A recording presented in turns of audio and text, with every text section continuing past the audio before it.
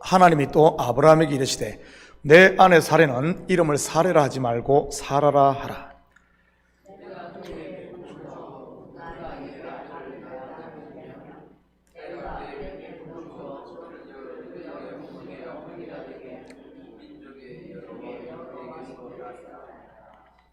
아브라함이 엎드려 웃으며 마음속으로 이르되 100세 된 사람이 어찌 자식을 낳을까? 사라는 90세니 어찌 출산하리요 하고.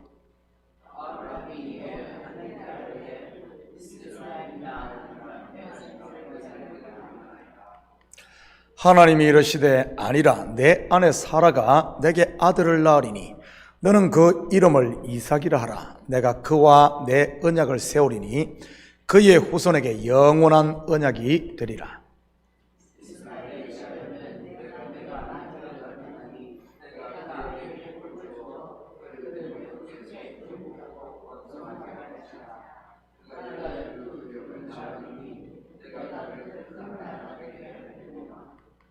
내 언약은 내가 내년 이 시기에 사라가 내게 낳을 이삭과 세우리라.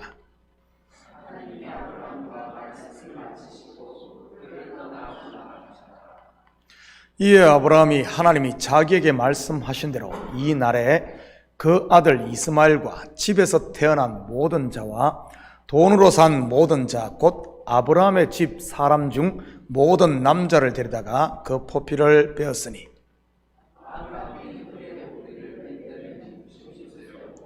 그의 아들 이스마엘이 그의 포피를 벤 때는 13세였더라.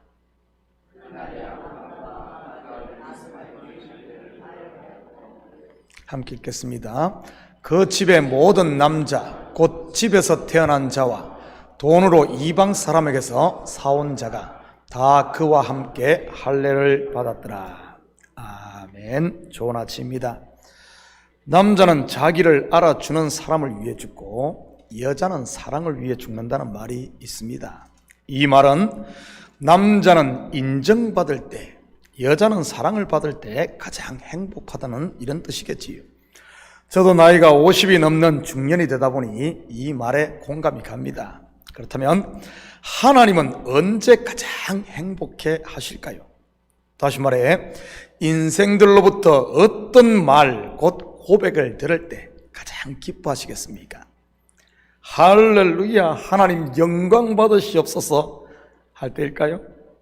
아니면 하나님 사랑합니다일까요? 저는 성경을 공부하며 개인적으로 이 말이 아닐까 한번 생각을 해보았습니다. 17절입니다. 아브라함이 엎드려 웃으며 마음속으로 이르되 100세 된 사람이 어찌 자식을 낳을까? 사라는 90세니 어찌 출산하리요 하고. 어떻게 보면 아브라함의 이 말은 하나님에 대한 비유성 같지만 사실은 자기는 도저히 안 된다는 자기 부인의 고백입니다.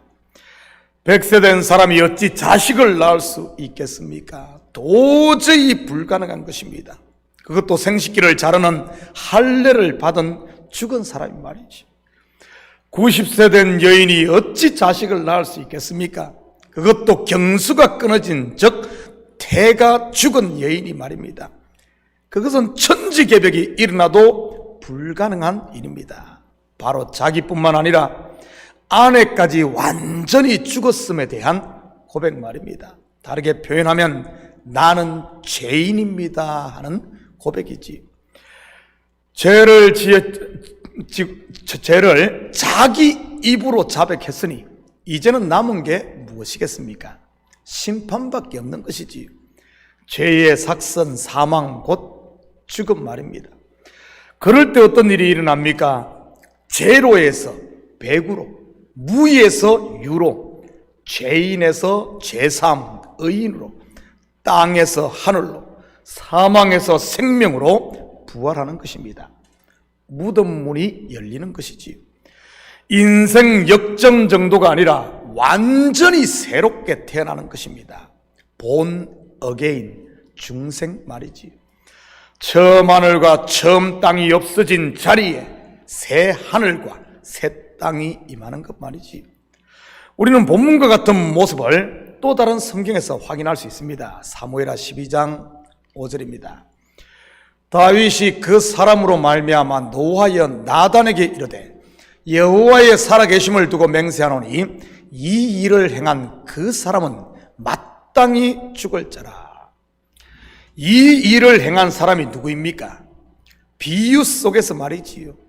자기의 많은 양과 짐승을 놔두고 가난한 여인의 한 마리 양을 빼앗아 잡아먹은 그 사람 말이지. 이 사람이 누구입니까? 바로 다름 아닌 다윗 자신입니다. 물론 다윗은 이스라엘의 왕으로서 최대 권력자이고요, 그가 스스로에게 사형 선고를 내린 것입니다. 그 사람은 마땅히 죽을 자라 최종심이 내려진 것이지. 법률용어로 하자면 지방법원, 고등법원을 넘어 최종심인 대법원 판결이 났다고나 할까요? 본문 아브라함의 고백처럼 100세 된 사람이 90세 된 여인이 어찌 출산하리요? 인 것입니다. 거기다가 하나님이 보낸 나단 선지자 앞에서 내가 여호와께 죄를 범하였나라고 자백까지 하지 않습니까? 한마디로 다윗이 살 수 있는 길은 가능성 제로인 것입니다.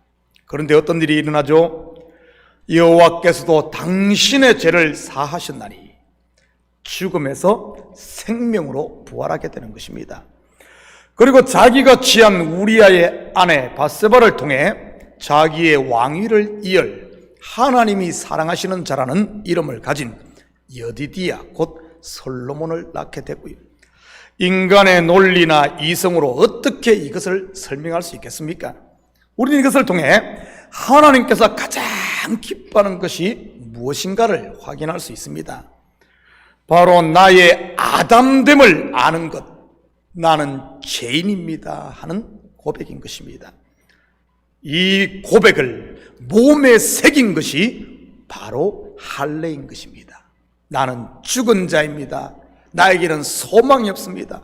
나에게는 더 이상 아들을 낳을 수 없는 확실한 자입니다 하는 이 표가 할례인 것이지.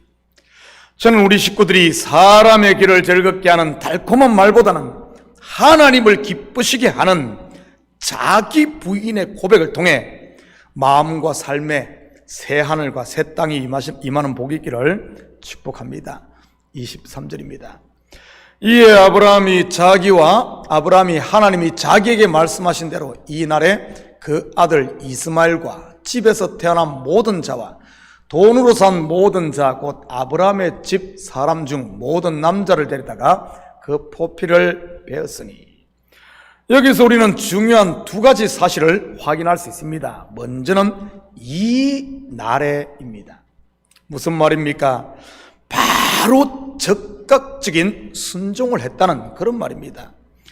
영적인 세계는 참으로 민감합니다.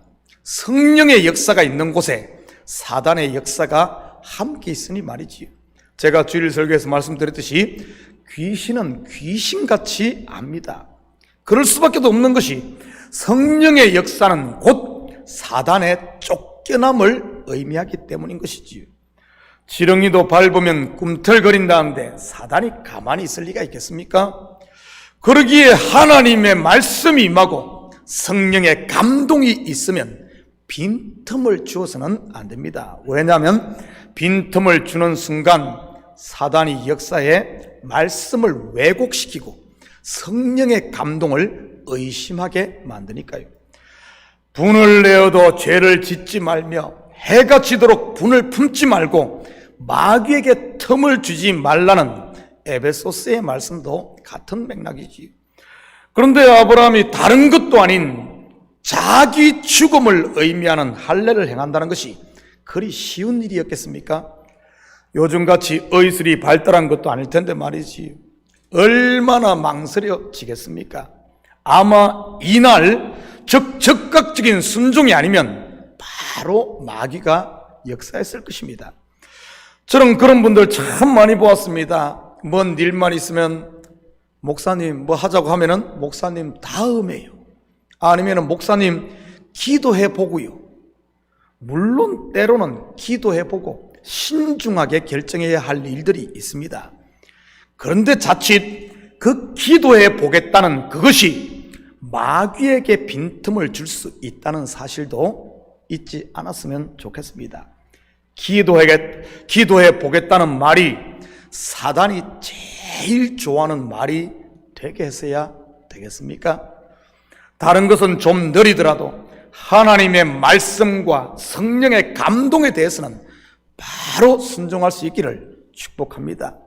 그래서 복을 받아 누리며 살아야지 성도가 말이지요. 하나님께서 주시는 복을 그림의 떡으로만 만들었어야 되겠습니까? 침만 흘리는 신앙 말이지요. 말씀을 먹지 않으면 결국 씹히는 게 없으니 이만 갈게 되는 것이고요.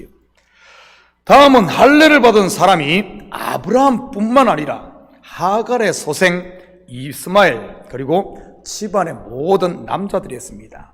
돈으로 산 종들을 포함해서 말이지요. 그렇다면 아브라함 가정에 있는 종들은 어디에서 온 종들입니까? 앞에서 우리가 창세기를 공부해서 알겠지만 주로 애굽에 내려갔을 때 애굽 왕 바로로부터 받은 종들입니다. 사레가 아브라함에게 후처로 주어 이스마엘을 낳게 한 하갈도 애굽 사람이었고요. 이것은 언약의 증표로 준 할례는 아브라함과 그의 몸에서 난 소생뿐만 아니라 그가 종이든 아니면 애굽 사람 즉 이방인이든 상관없이 모두 포함되어 있다는 사실입니다. 한마디로 하나님의 언약 백성은 육신의 혈통이 아닌 할례 곧 예수와 함께 죽고 그리스도와 함께 부활한 온 나라와 민족과 족속과 방언 즉 유대인과 이방인인 것입니다. 그리고 우리가 오해하지 말아야 하는 것 중 하나는 할례를 받는 대상이 남자라고 하니 여자분들이 자칫 소외된 것 같은 느낌을 가질 수 있습니다. 그런데 성경은 절대 성별을 가지고 차별을 하지 않습니다. 여기서 남자는 한 가정의 대표직을 가진 사람을 의미하고 또한 예수 그리스도를 의미하는 것입니다. 그래서 사도 바울은 이 할례에 대해 육신의 할례가 아닌 마음의 할례를 강조했던 것이고요. 이런 부분에 오해가 없었으면 좋겠습니다. 그래도 요즘에야 많은 분들이 이런 부분에 좀 자유하지만 예전에는 공공연하게 교회에서 얼마나 남녀 차별이 많이 했습니까? 차별을 심했습니까? 그것도 하나님의 말씀인 성경을 들어 말이지.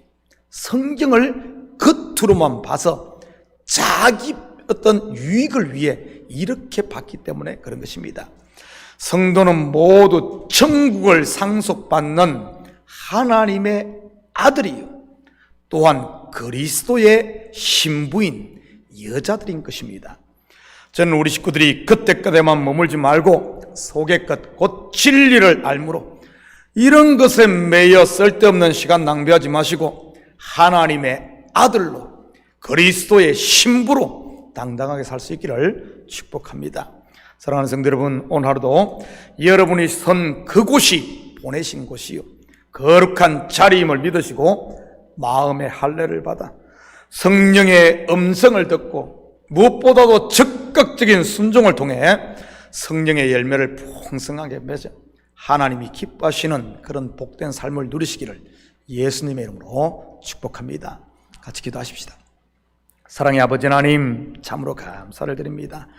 이 새벽도 저희들 깨우시고 아버지 하나님 주님의 말씀을 듣게 하시니 참으로 감사를 드립니다.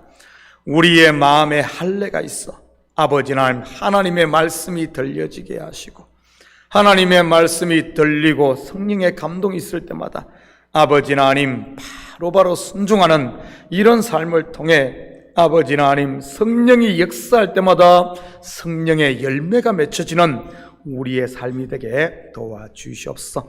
그래야 하나님께서 우리에게 주신 이런 복들을 풍성하게 누릴 수 있게 하시고 아버지 하나님 마음에 할례 받지 못해 말씀을 거부함으로 말미암아 울며 이를 갈며 아버지 하나님 모두가 기뻐하는 잔치자리에 들어오지 못하고 빙빙 돌며 슬퍼하는 이런 일이 없도록 우리 주님 붙들어 주시옵소서. 그래야 우리 아버지 온 성도들이 함께 기뻐하며 함께 즐거워하며 우리 속에 있는 소망을 서로 나누고 우리 속에 있는 아버지 은혜들을 삶의 현장에 흘려보냄으로 말미암아 우리 한 명 한 명이 빛의 자녀로 아버지는 그리스도의 제자로 드러나게 도와주시옵소서. 이 새벽도 간구하는 기도 제목마다 주님 속히 들으시는 줄 믿사오며 이 모든 말씀 예수님의 이름으로